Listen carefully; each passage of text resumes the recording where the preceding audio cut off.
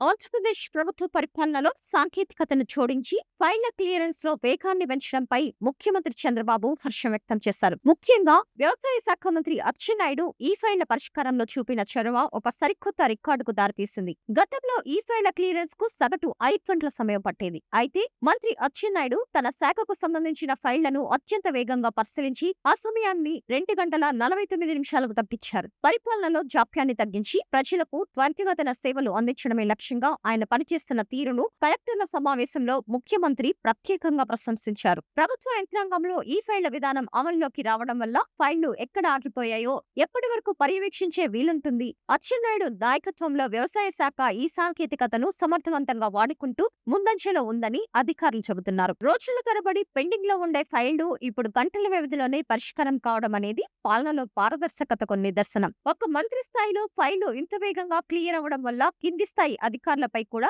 సానుకూల ప్రభావం పెరుగుతుంది. రైతులకు సంబంధించిన పథకాలు, రాయితీలు లేదా ఇతర అనుమతులు త్వరగా మంజూరు కావడానికి ఈ వేగం ఎంతగానో దోహదపడుతుంది.